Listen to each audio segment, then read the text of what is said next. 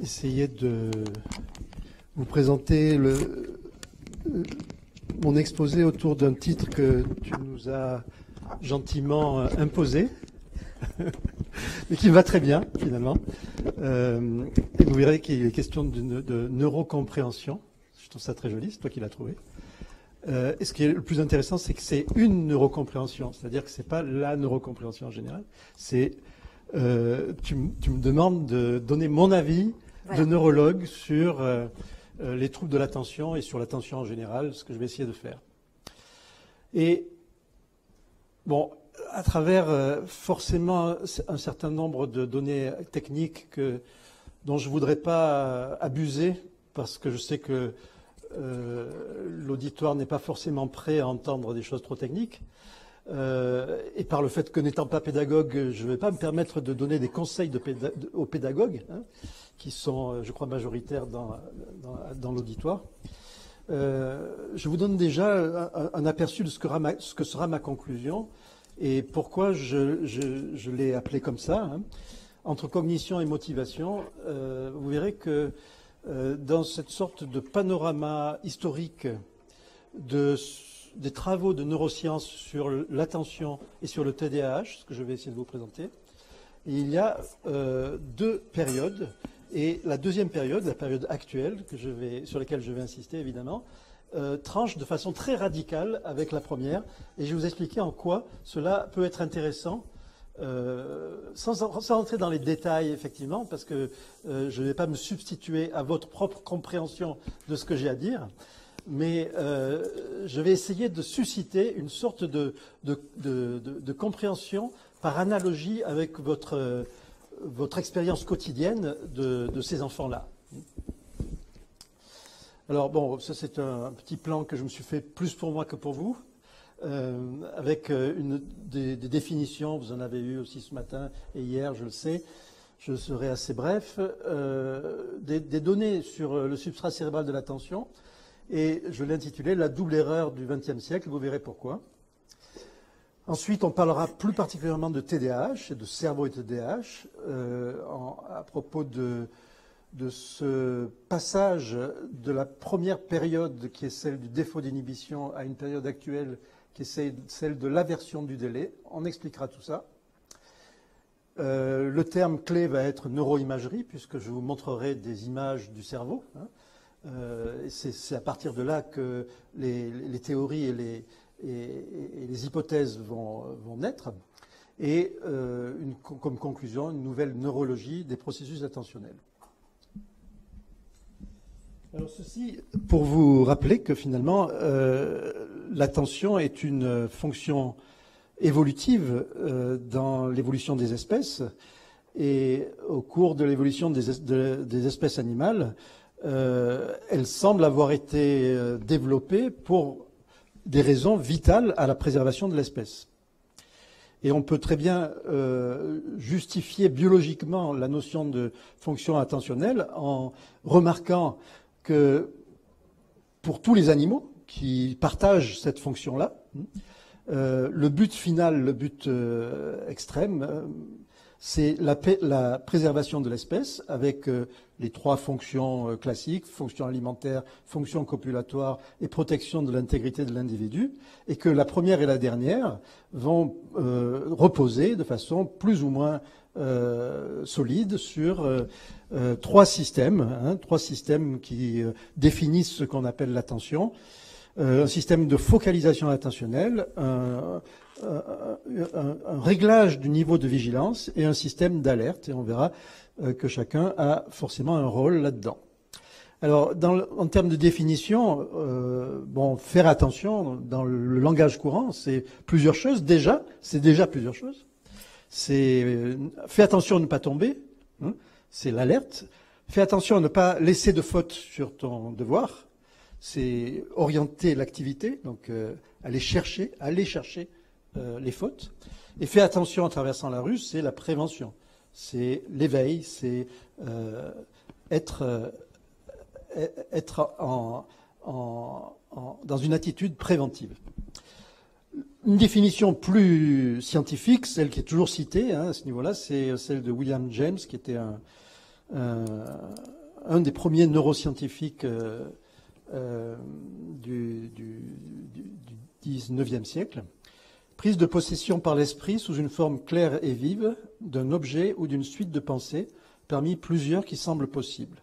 Implique le retrait de certains objets afin de traiter plus efficacement les autres. Donc déjà, il y a très très longtemps, on considérait qu'il y avait dans le cerveau une fonction particulière qui serve à ça, qui serve à faire un choix finalement entre ce qui est pertinent et ce qui ne l'est pas.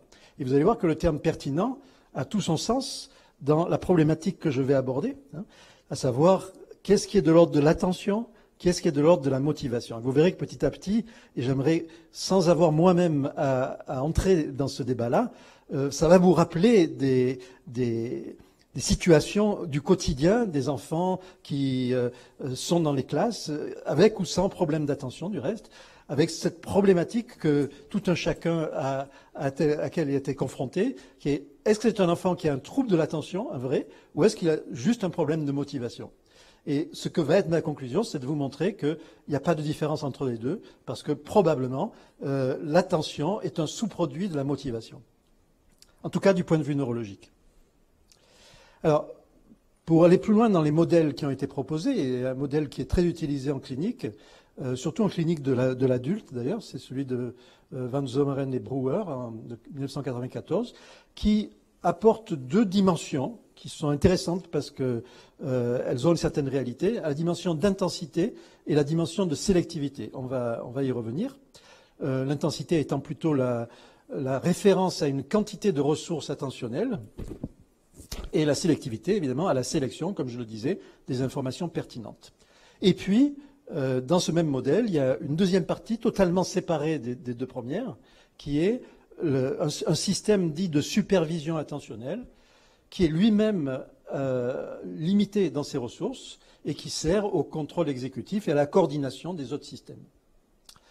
Alors, si on voulait aller un peu plus loin dans la conceptualisation de l'attention, on pourrait dire que c'est un système de ressources à capacité limitée, capable de réagir instantanément à un stimulus externe, donc ça c'est la première fonction, lorsque ce stimulus possède une valeur signifiante, on va appeler ça réactivité, de sélectionner parmi les stimuli possibles les plus pertinents, c'est donc la sélectivité, d'abandonner une routine pour une autre plus pertinente, c'est la flexibilité, et il y a encore le terme pertinent, vous voyez, et distribuer les ressources cognitives et énergétiques à différentes tâches mentales en fonction des besoins. Encore une fois, le terme besoin que j'ai souligné ici, des besoins du moment, avec l'idée de partage et de division. Et si on voulait se représenter cette fonction, en particulier celle de l'intensivité et de la notion de système à ressources limitées, on pourrait faire l'analogie avec un réservoir, ici par exemple une pompe à essence, et des robinets. Lorsque le système est à pleine capacité, que le réservoir est plein, tous les robinets, même s'ils sont ouverts à plein, vont couler. Si le système est intact, mais qu'il n'est pas entièrement rempli, ben forcément, ça ne va pas pouvoir faire couler tous les robinets. Il y en a certains qui couleront et d'autres non.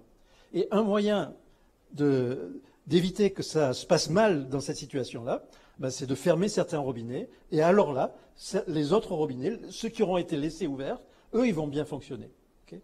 Donc ça, c'est un peu la base de l'idée de la ressource limitée et du partage de ces ressources entre des tâches différentes. Et vous me voyez venir dans la situation de classe de tâches partagées, de doubles tâches, ou triples ou quadruples, puisque pratiquement toutes les tâches qu'on demande aux élèves à l'école sont des tâches partagées. Il y a toujours plusieurs fonctions cognitives à réaliser en même temps ou en succession, ce qui peut être à peu près pareil.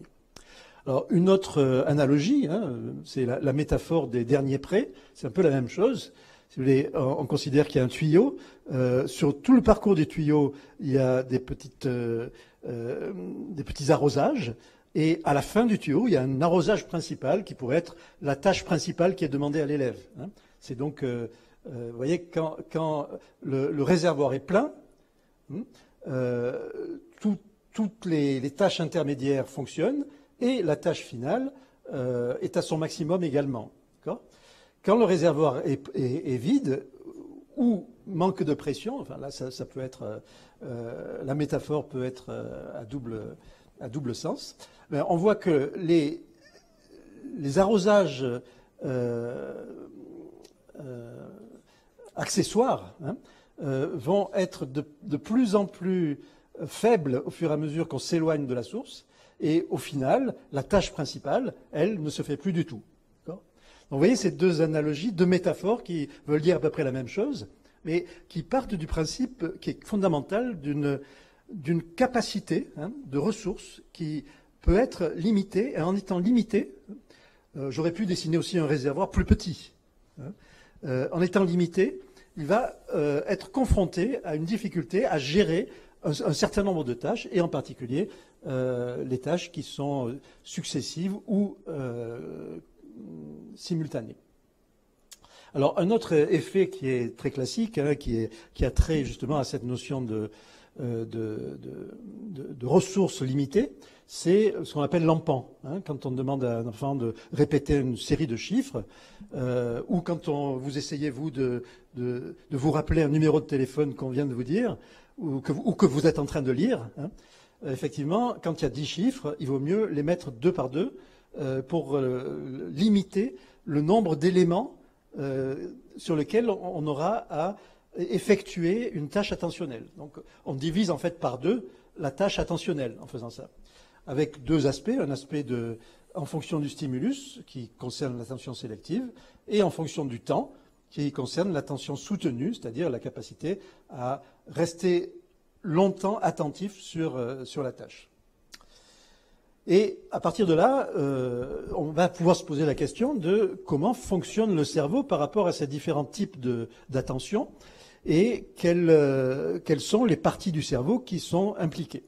Très classiquement, c'est ce que je vous représente ici, il y a trois types de structures dans le cerveau qui sont impliquées chacune dans une des grandes fonctions de l'attention. Dans l'attention éveil, on parle de façon très classique et depuis très très longtemps, on va le voir, de système réticulaire activateur, sorte de système dans le tronc cérébral qui active l'ensemble du reste du cerveau pour le rendre fonctionnel. C'est la vigilance, la réaction d'orientation, c'est cette partie de l'attention qui permet d'être vigilant et de le rester. On peut y rapprocher l'attention soutenue. Un autre type d'attention qui s'appelle habituellement l'attention sélective, on a vu, qui est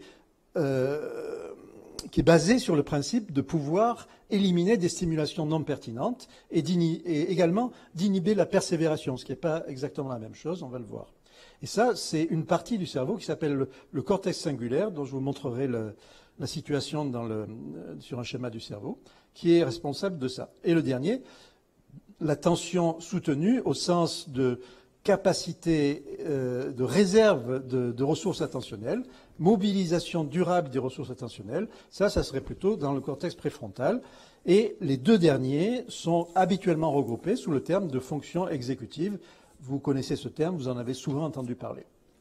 Alors, un des premiers auteurs qui, pendant longtemps, ont fait foi en matière de neurologie de l'attention s'appelle Posner, Mike Posner, qui, pendant très longtemps, a entraîné un consensus sur les parties du cerveau qui servent à l'attention, en disant qu'il y avait trois zones différentes. Je ne vais pas entrer vraiment dans les détails pour le moment. Pour l'orientation, pour la fonction d'alerte et pour la fonction de conflit ou de fonction exécutive. Au moins les deux derniers de ces systèmes se situent dans le lobe frontal, et plus particulièrement dans le cortex frontal, et le mot cortex va revenir à plusieurs reprises dans mon exposé. Deux brèves illustrations de ce qu'on peut appeler l'attention sélective, avec une question assez fondamentale qui se pose, c'est de savoir est-ce que c'est une fonction automatique ou volontaire. Et il y a beaucoup de situations dans lesquelles on peut montrer que cette attention sélective se fait de façon totalement non volontaire, totalement automatique. Par exemple, la fameuse modalité de la cocktail party où vous êtes en train de parler avec quelqu'un dans un cocktail, il y a plein de monde dans un brouhaha autour de vous, vous entendez quelqu'un prononcer votre nom et vous tournez la tête parce que vous avez entendu votre nom. Vous n'avez rien entendu de tout ce qui a été dit dans ce brouhaha, sauf une seule chose, c'est votre propre nom. Donc, vous voyez, ça veut dire que ça veut dire une chose principale, ça veut dire que toutes ces informations étaient traitées quelque part dans votre cerveau, mais que le cerveau n'en a utilisé, a filtré tout ce qui ne l'intéressait pas, et n'en a utilisé que celles qui avaient une signification pour vous, c'est votre propre nom. Et ça, c'est un phénomène qui est très parlant pour ce qui est du caractère automatique ou volontaire de l'attention, et qui aussi explique que cette notion de filtre attentionnel, à savoir que on est bien obligé de faire de la sélection, sinon on serait bombardé de tas d'informations totalement inutiles et parasites qui ne nous permettraient pas même d'avoir une pensée correcte, cohérente.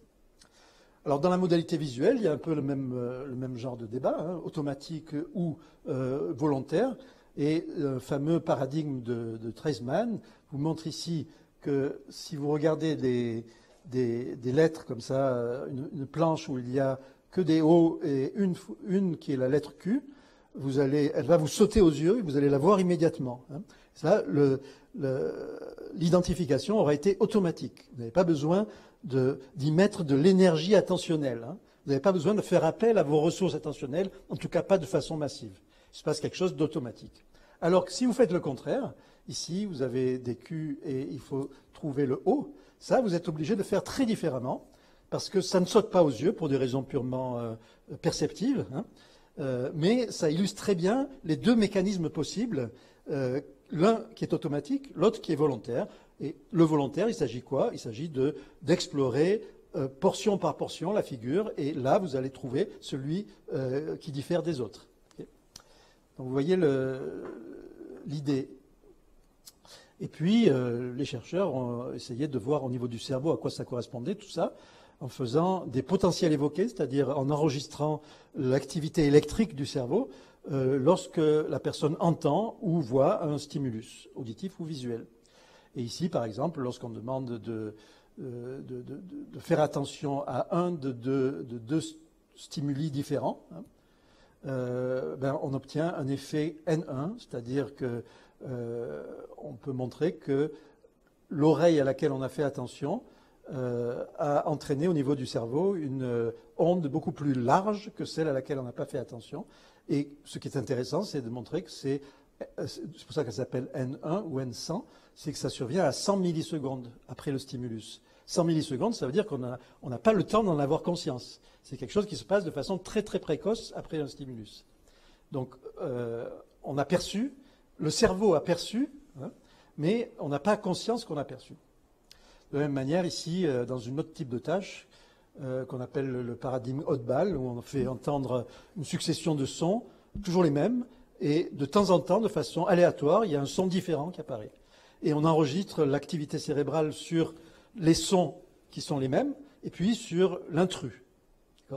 Et on s'aperçoit qu'il y a une différence de traitement par le cerveau, et que celui qui est l'intrus donne une onde beaucoup plus ample, qu'on appelle la P300, hein, qui correspond à la surprise, l'effet de surprise finalement, qui est à peine, c'est le début d'une conscience, d'une attention consciente. Donc 300 millisecondes. Vous voyez, c'est très très très très précoce. Alors même chose dans le visuel, je vais pas insister. Alors un autre concept que j'ai cité rapidement tout à l'heure, c'est celui de flexibilité attentionnelle. C'est la notion de changement de critères de sélection. Et ces capacités de flexibilité attentionnelle, qui s'améliorent au cours du développement chez l'enfant, sont considérées comme une des fonctions les plus robustes du cortex frontal, hein, et en particulier illustrées par ce fameux test de Stroop que vous connaissez tous, qui consiste à demander à la personne de lire non pas le mot qui est écrit, mais de dénommer la couleur dans laquelle le mot est écrit. Et ça, c'est un peu difficile pour tout le monde, mais ça l'est particulièrement pour tous les enfants et adultes qui ont des troubles de l'attention. Pourquoi? Parce qu'il y a une sorte de conflit entre deux informations. on a tendance, malgré soi, à lire le mot écrit, et il faut inhiber cette tendance spontanée à lire le mot pour pouvoir donner la réponse qui est demandée, à savoir la couleur. Et ça c'est typiquement ce qui, dans le cerveau, active ce qu'on appelle le gyrus singulaire, qui est une petite zone que je vous montre ici. Alors, je ne sais pas si vous arrivez à vous repérer, mais là, vous avez l'hémisphère droit du cerveau. Le gauche a été coupé. Et on voit la face interne de l'hémisphère droit, qui est plane comme ça. Le corps calleux, et au-dessus du corps calleux, une zone qu'on appelle gyrus singulaire, dont le rôle a été de façon robuste et répétée montré comme étant impliqué dans la détection du changement et la réallocation de l'attention. En fait, pour être schématique, si on voulait retenir que deux notions du rôle du cortex cérébral dans l'attention, il y a deux structures, les deux dans le lobe frontal.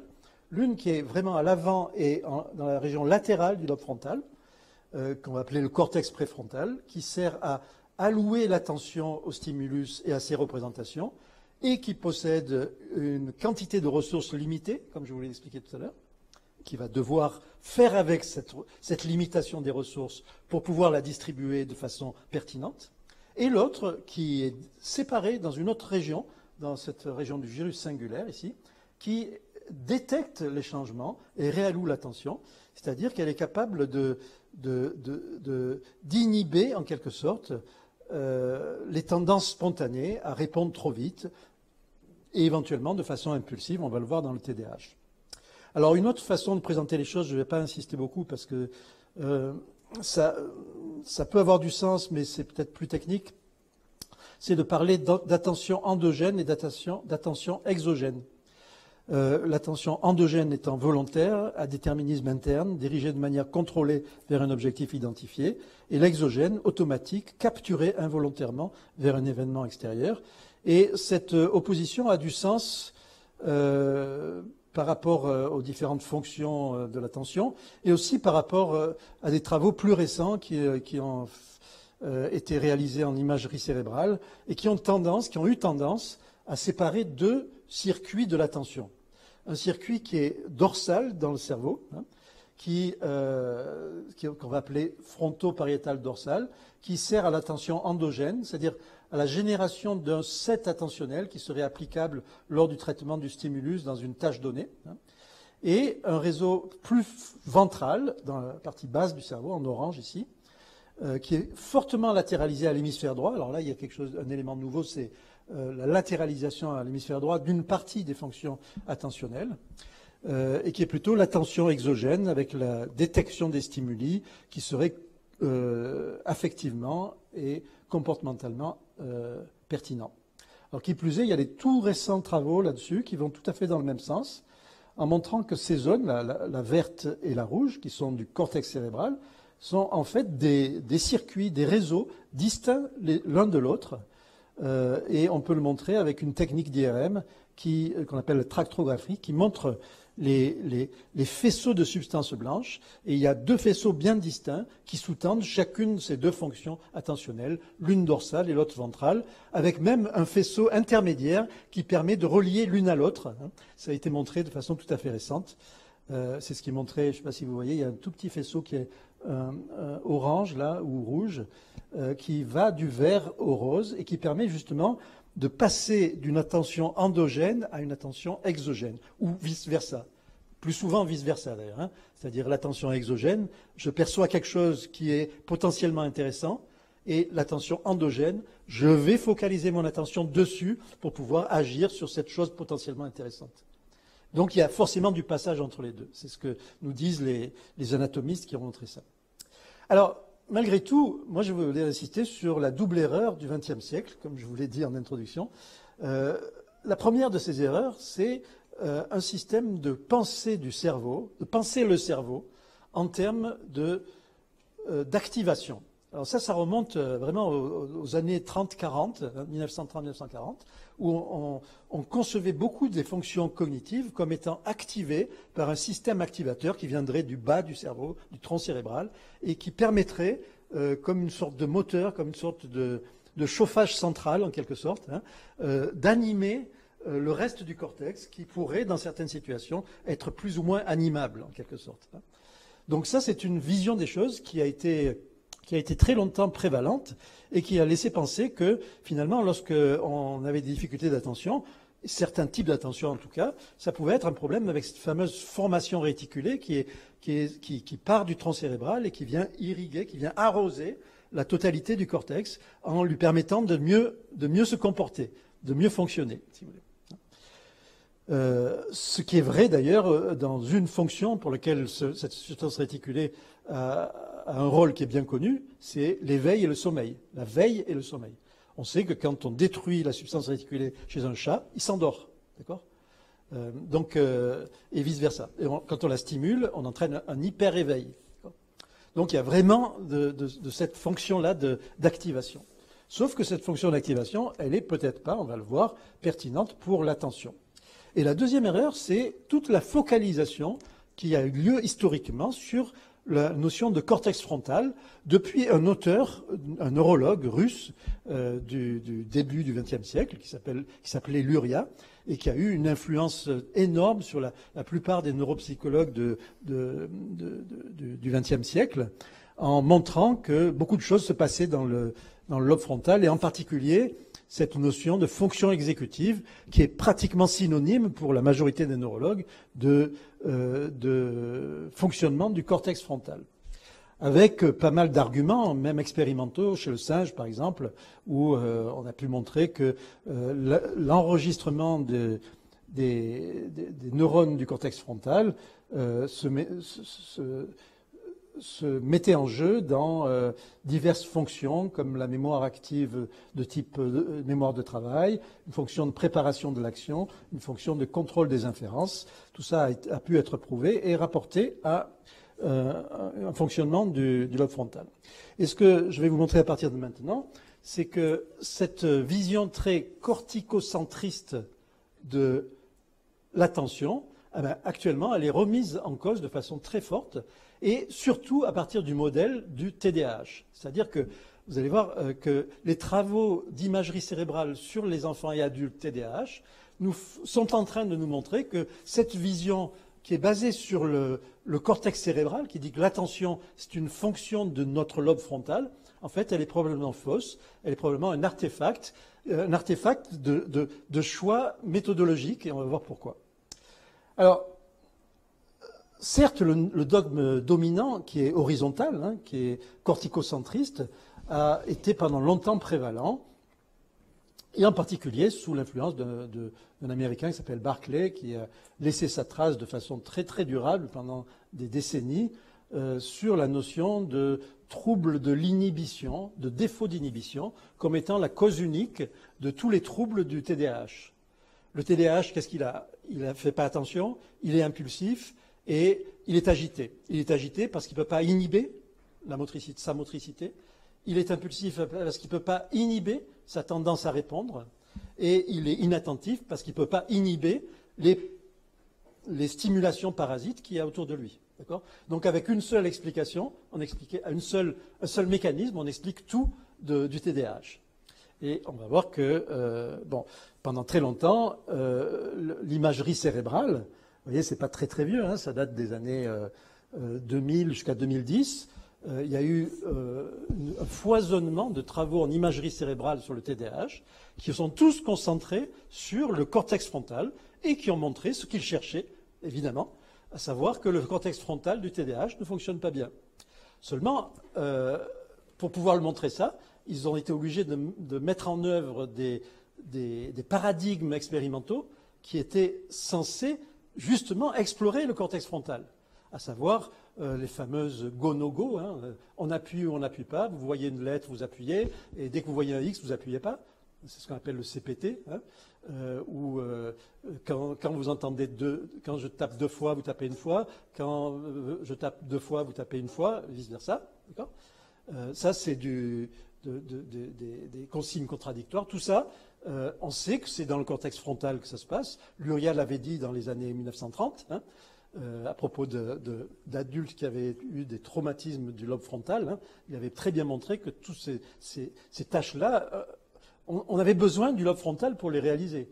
Et que donc, si un enfant qui est TDAH n'arrive pas à réaliser ça, c'est probablement parce que son lobe frontal ne fonctionne pas bien. Donc, ce que je veux dire, c'est que c'est QFD, quoi. Hein.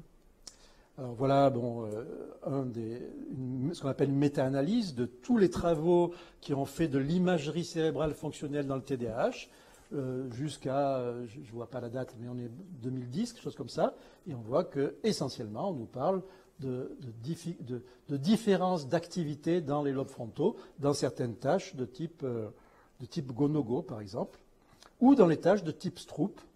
Et en particulier, on voit un des premiers travaux en imagerie cérébrale qui a été répliqué de façon très systématique, c'est que par rapport à des sujets normaux qui vont activer leur gyrus singulaire, vous vous rappelez où je vous avais montré tout à l'heure, lorsqu'ils ont à faire une tâche de type Stroop, ben, un TDAH, lui, ne l'active pas du tout.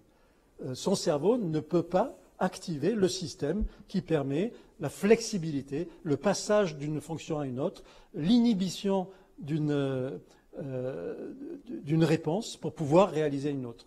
Ça, c'est typiquement le rôle de cette partie du lobe frontal. Alors, celle-là, pour le coup, c'est probablement celle qui est la plus robuste. Et quand on fait, là, je pense que c'est plus récent, une méta-analyse de la totalité des travaux qui ont été réalisés chez les TDAH, on s'aperçoit que la partie qui a été retrouvée anormale de façon la plus robuste, c'est effectivement cette zone-là, sur le gyrus singulaire des enfants et des adultes hyperactifs. Alors, une autre approche, c'est... par contre, je pense que je n'aurai pas l'animation. Non. Bon, il n'y a pas. C'est une approche anatomique qui montre que le cortex frontal des TDAH se mature de façon beaucoup plus lente que chez les sujets non TDAH. Et encore une fois, on a l'impression qu'il y a une sorte de centration sur le cortex frontal comme étant le coupable ultime des maux, de tous les maux du TDAH. Or, on va voir que plus récemment, et je parle là de 5 à 6 années, hein, on est dans les 5 à 6 années les plus récentes, on est en train d'effectuer un grand virage dans la conceptualisation du problème des TDAH. Et on va, au lieu de rester dans une vision horizontale des choses, on va proposer une vision beaucoup plus verticale. Et c'est ce qu'a proposé un Anglais qui s'appelle Sonu Gabark, en montrant que si on changeait totalement le type de paradigme expérimental qu'on propose aux enfants quand on leur passe une IRM, et qu'au lieu de leur faire des tâches qui sont connues comme étant très cognitives, comme Go, No Go ou Stroop, etc., on leur fait des tâches beaucoup plus élémentaires, beaucoup plus affectives finalement, qui reposent sur le système de la récompense, on va voir ce que c'est.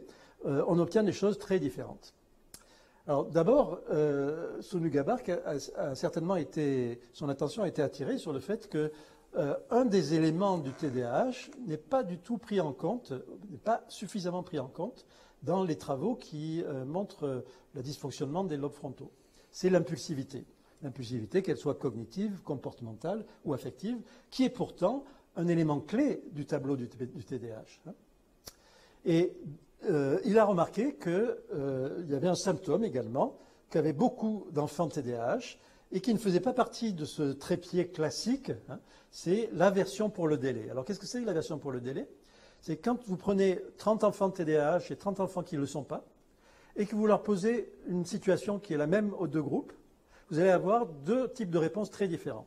Alors la situation, c'est tu dois choisir entre une petite récompense immédiate ou une plus forte récompense, mais plus tard. Voilà. Et là, il n'y a pas photo.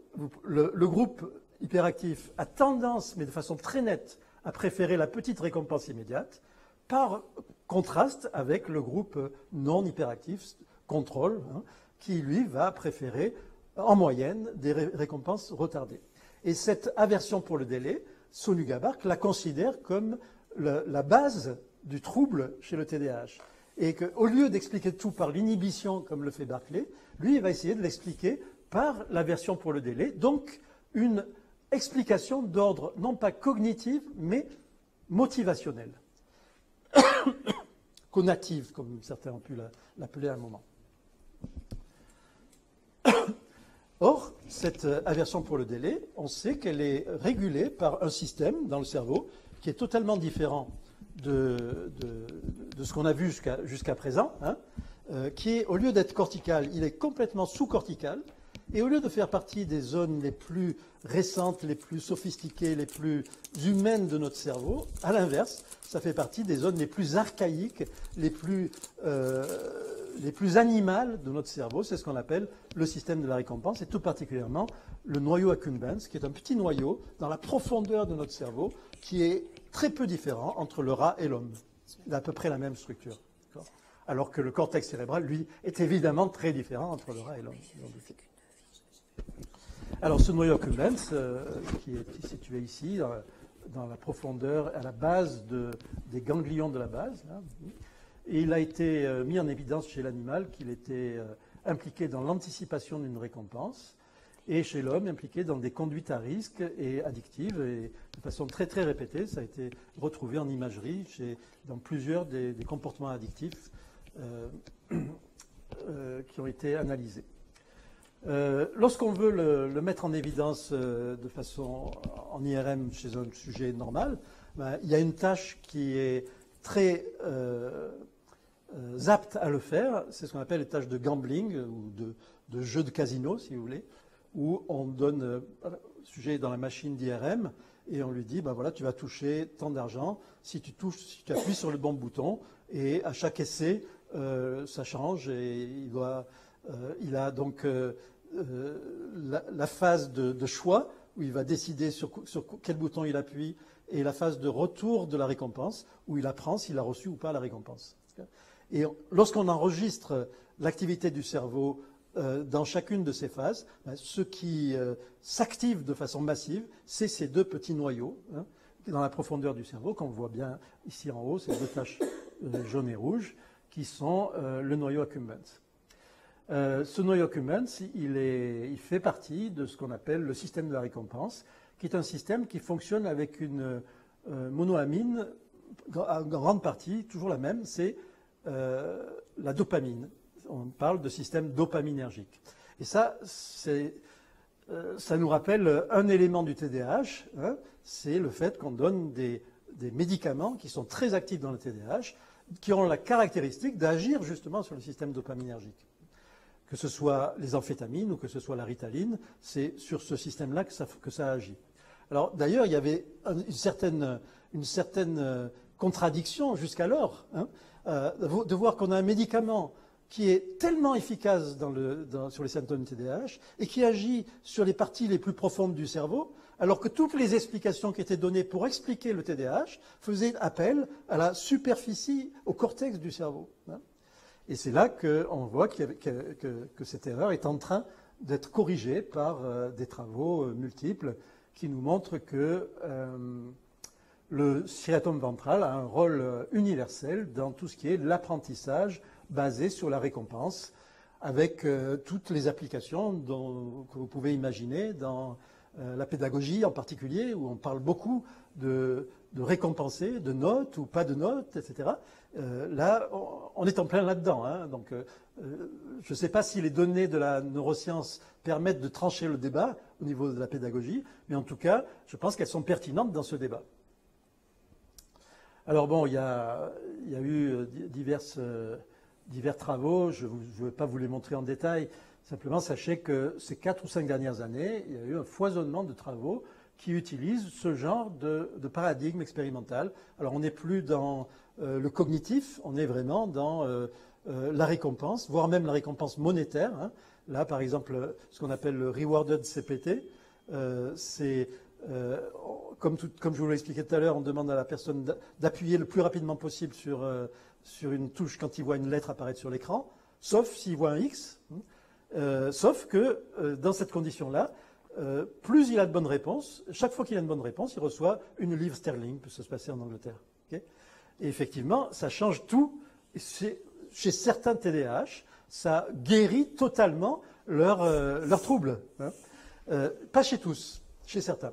Et on peut penser que ceux sur qui ça marche ont un profil au niveau physiopathologique, au niveau du mécanisme, un peu différent, ou en tout cas que la part motivationnelle de leurs troubles est peut-être plus importante que d'autres. Alors donc il y a eu beaucoup de ces travaux-là, et tous ces travaux convergent pour montrer que c'est au niveau du noyau accumbens que se situent les différences. Je vais aller directement à la conclusion, hein, pour dire que la distinction de certains types d'un système maintenant qu'on appelle système attentionnel chaud et froid, ou système exécutif chaud et froid, hein, a permis de mettre en évidence des dissociations des circuits impliqués dans le TDAH par l'utilisation de tâches impliquant une récompense monétaire.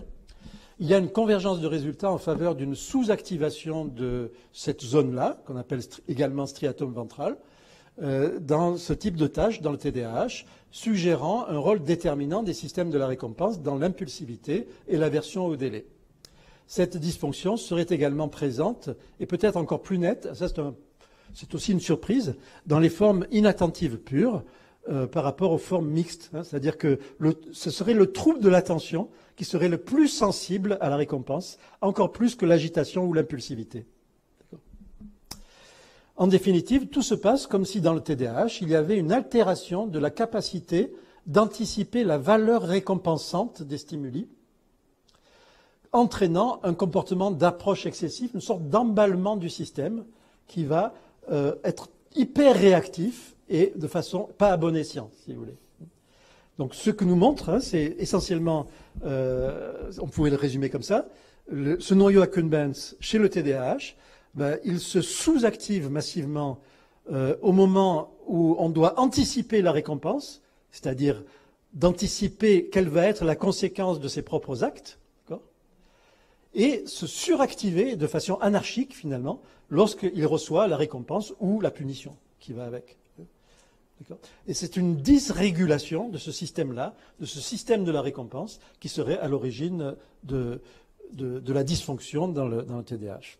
Alors pour terminer, je vais vous aller un peu plus loin dans les approches anatomiques de ça, parce que vous me direz, il y a du cortex, il y a ces zones dans la profondeur du cerveau, mais est-ce qu'elles sont en relation les unes avec les autres? Ben oui, ça on le sait depuis longtemps, parce que chez toutes les études en anatomie des connexions frontostriées, c'est-à-dire entre le cortex frontal et les zones profondes du cerveau, ont été analysées depuis longtemps.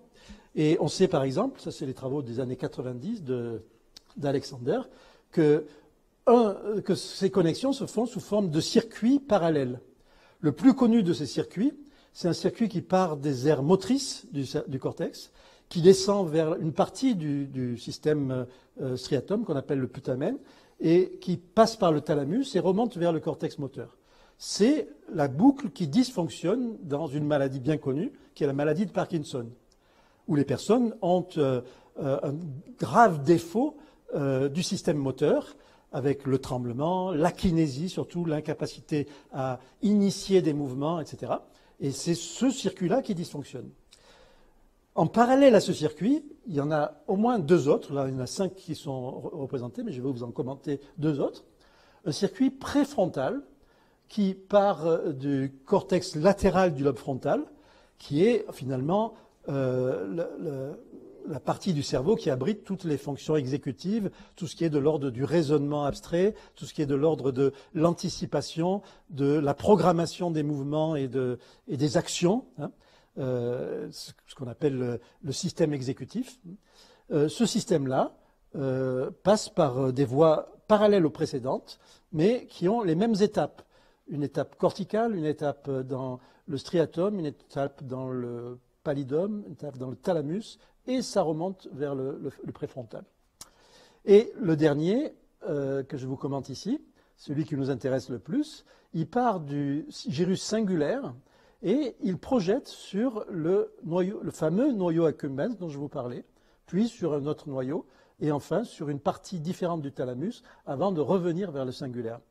Et vous voyez, on se trouve face à une organisation anatomique très singulière qui pourrait nous dire quelque chose sur la façon dont fonctionnent ou dysfonctionnent les systèmes dans le TDAH. Alors certains l'ont présenté sous la forme de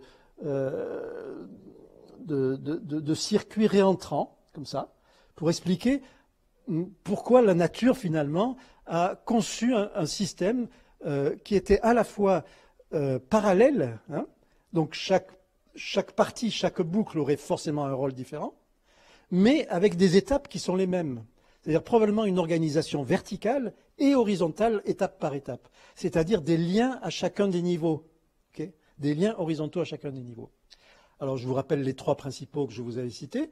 Un système moteur, un système, on va dire, cognitif, et un système probablement motivationnel, qui est celui, le dernier. Et voilà comment on conçoit maintenant le fonctionnement de ce système-là, comme la boucle limbique, la dernière dont je vous ai parlé, qui serait le primum movens finalement, le moteur central de tous les autres, et qui fonctionnerait comme un moteur à engrenage, avec le moteur qui est la partie limbique, donc la partie la plus affective, hein, c'est-à-dire ce qui va entraîner tout le reste, qui va entraîner l'impulsivité, je vais y revenir, qui va entraîner les deux autres boucles. Je ne sais pas pourquoi ça, non. Ça n'a pas montré, normalement, les deux autres boucles devraient s'entraîner aussi, mais vous pouvez l'imaginer. Comme si cet engrenage permettait à ce primum movens motivationnel d'entraîner d'une part la boucle cognitive et d'autre part la boucle motrice.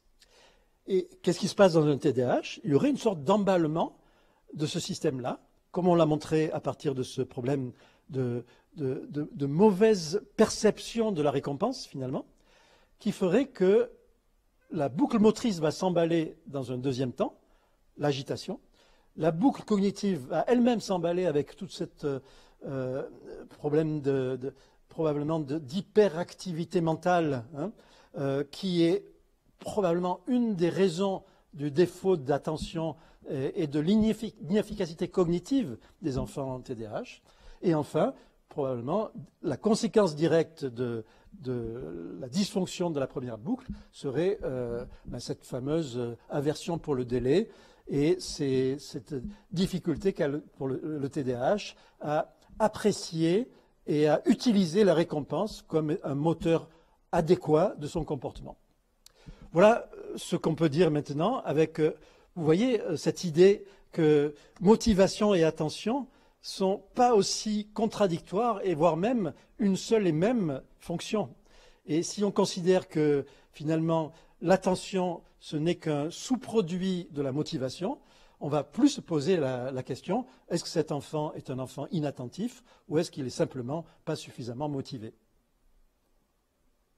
Voilà, je ne sais pas combien de temps ça a duré, c'est bon. Merci.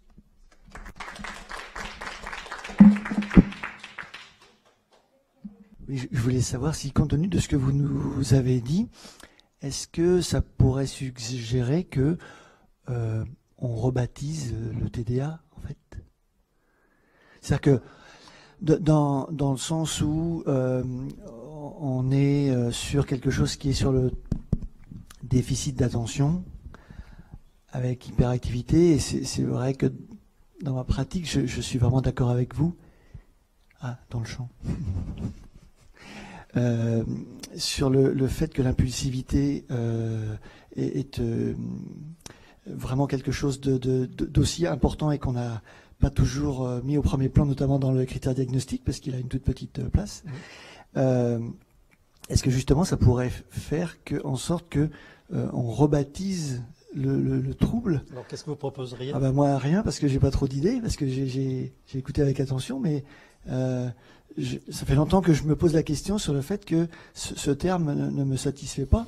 Et je me disais, à la lueur de ce que vous avez indiqué, peut-être qu'on peut orienter, en fait, parce que ça permet de mieux comprendre et de mieux se représenter les difficultés des personnes. Or là, on a une focalisation qui est sur l'inattention et notamment l'hyperactivité, et parfois ça choque certaines personnes, notamment les parents, parce que l'hyperactivité, par exemple, n'est pas au premier plan.